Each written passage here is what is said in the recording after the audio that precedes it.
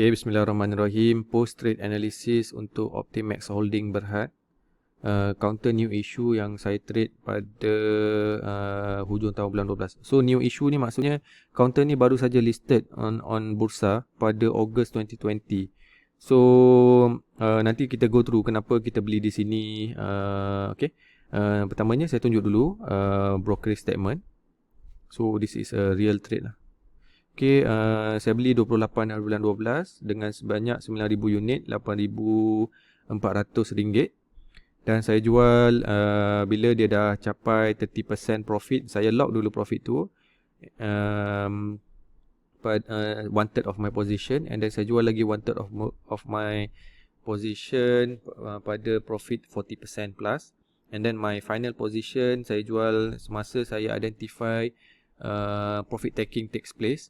And then saya juga berpendapat semasa ke hari 17 hari bulan Februari ni, saya berpendapat orang dia dah capai climax stop untuk this particular run. Future mungkin akan naik lagi, tapi dia akan consolidate dulu. Dan memandangkan saya adalah swing trader, saya dah spend masa dalam this counter dah 1.5 month. So saya take profit dulu supaya saya dapat optimizekan, cari counter-counter lain yang mungkin lagi profitable lah. Sebab saya rasa this counter will consolidate lah for quite some time, baru dia akan naik, pecah balik dia punya all time high ni. Okay, untuk counter new issue ni, dia price volatility dia memang very high initially. So kita tak berminat ni nak masuk dekat sini, sebab kita punya risk to reward ratio tak jelas. So mungkin kita masuk luck saja untuk dapat tinggi macam ni. Dan kita tunggu je. Sepatutnya bila counter new issue, kita tunggu dia buat first basing period dalam sebulan, 2 bulan, 3 bulan macam tu. Macam this counter Ogos hingga Disember dia buat basing period. You tengok harga dia tak naik dan tak turun, lebih kurang dalam 80% dengan 70%. Ni kita kira dia base lah ni. Dia tengah buat base. Dan kita hanya perlu tunggu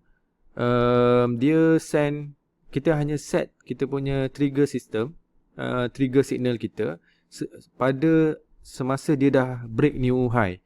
Okay, 90 sen ni, counter 90 sen, kita lihat sejak IPO dia tak pernah pecah 90 sen. So saya letak saya punya trigger semasa dia 90 sen, maksudnya saya dah berminat untuk monitor this counter. Okay, semasa 15 Disember ni dia dah pecah dia punya new high. Okay, kita lihat sini. Dan saya berminat untuk monitor lah. Okay, bila dia dah monitor, bila kita dah monitor, kita hanya perlu tunggu dua benda. Okay, pertama, kita perlu tengok balik selepas break new high tadi, dia akan ada satu consolidation period di mana candle dia sangat kecil-kecil lah. Okay, dalam case ni, you tengok candle kecil dan volume berkurang. Dan kita perlu tunggu volume confirmation datang, iaitu volume melebihi average lah. So ini pada 28 Disember ni, I take my first position dekat sini. Saya buy 93.5 sen. Tapi sebenarnya a bit early lah bila saya buat ni, sebab kalau comparatively dengan hari-hari sebelumnya, dia dah consider tinggi. Tapi dia masih lagi ada orang masih lagi duk menjual lah ni. So dia menghasilkan candle kecil. Second day pun kecil lagi candle. Okay, the next day dia dah menunjukkan minat belian, yang mana dia menyebabkan naik dalam masa 3 hari 21%. Okay, normally sebagai swing trader, kalau you dah boleh dapat buat profit 22%, 30% dalam masa 3-4 hari, kita dah boleh jual dah. Sebab kita punya initial stop loss adalah 7%. Saya punya initial stop loss dekat bawah ni, around 7% daripada sini, initial buy point ni. So bila naik 21%, reward kita dah 3 times kita punya risk. Kan? Risk kita 7%, kita punya reward sekarang dah 21%. Kita dah boleh take profit sebenarnya. Okay. Tapi saya terlepas untuk take profit ni sebabkan ada isu keluarga, ada family members yang hospitalization. Dan saya memang tak monitor langsung stop dekat sini. Tapi masa ni, tengok line yang belakang ni, ini adalah KLSE punya index. So semasa ni memang index tengah menurun. So bila indeks menurun, dia akan menyebabkan 3 from 4 counter memang akan 3 in 4 counter memang akan turun mengikut indeks. So memang ini akan normal correction lah, dia turun. Dan kalau dia pecah 7% ni, stop loss saya dah kena ni, tapi dia tak hit saya punya stop loss kat sini. So that's why saya masih lagi dalam position. Okay. So bila saya masih dalam position, sekali lagi dia buat sini, dekat sini 27%. Sini pun saya lupa kenapa saya tak ambil profit kat sini. Tapi tak apa. Dan saya seterusnya dekat sini saya dah, selepas esoknya saya tengok, saya rasa sepatutnya saya dah keluar dekat sini. Dan sebab volume terlampau tinggi.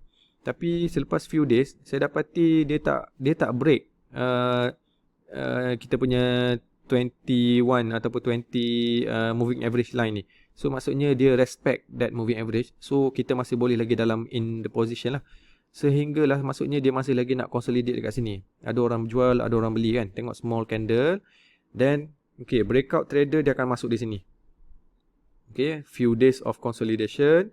Then volume pump datang dengan very huge volume, 6 times ataupun 4 to 5 times dia punya normal average. Dan daripada sini dia naik 45%. So you imagine kalau breakout trader daripada 1, 2, 3, 4, 5, 6, 7 days ni, dalam masa 7 hari diorang dah buat 40% memang diorang akan cabut dululah. Okay, so that's why dekat sini saya take dulu 30% profit ni. Kenapa? Sebab kat sini saya tengok dia naik very fast to the right. Laju ni naik daripada sini, daripada dia punya pivot point ni ke sini 20% dengan sangat laju. So I take first I take profit on my 1/3 of the position, and then I let the remaining naik right the trend. Dan saya take another 1/3 of my position. Saya jual pada 40% and then last 60% kat sini. Okay. Okay, kenapa saya jual bila dia capai 21%? Dia benda ni sebab kita punya risk tadi adalah 7%. So bila capai 21%, iaitu 3 times kita punya risk, reward kita dah 3 times kita punya risk. So kita take dulu profit dekat situ. That is kita consider 3 to 1 trader lah. Okay, kenapa 3 to 1 trader ni dia very good for a trader ialah sebab kalau kita ambil 4 trades dan hanya 1 untung dan 3 rugi, kita masih lagi break even. So tapi kita mesti respect betul-betul the cut loss point lah. Cut loss point tu kalau dia hit kita punya risk 7% tu memang kena cut.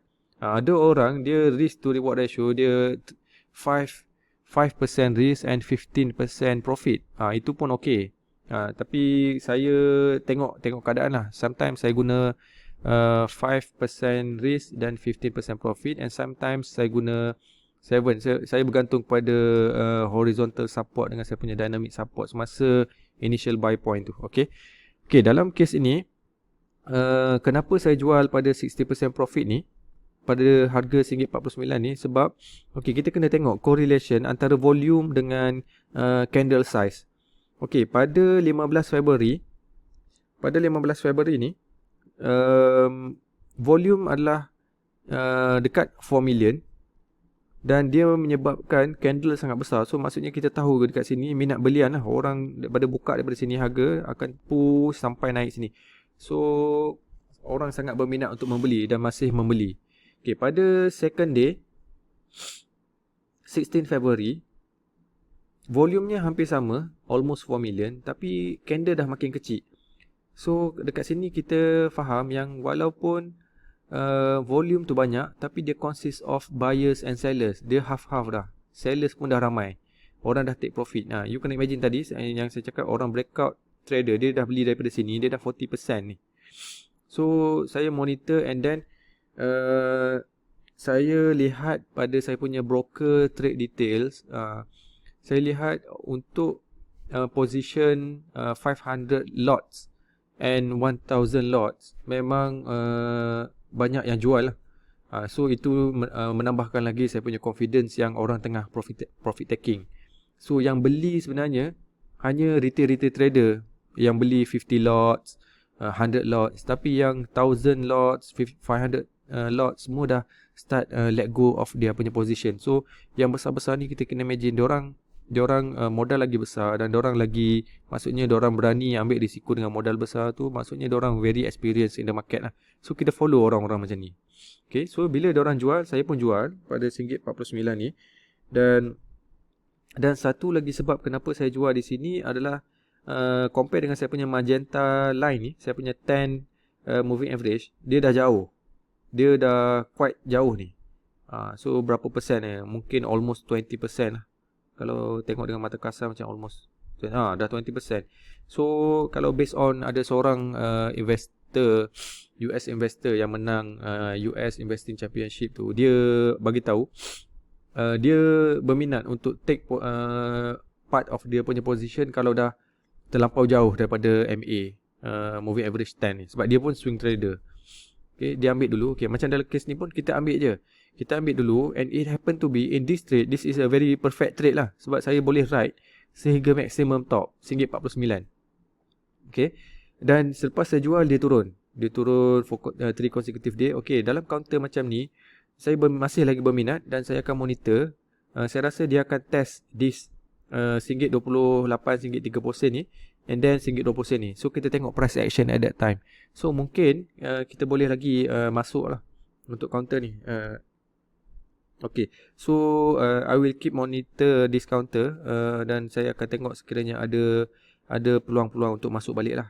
Since saya rasa this counter ni counter yang bagus lah. Okay, itu saja untuk post trade analysis Optimax.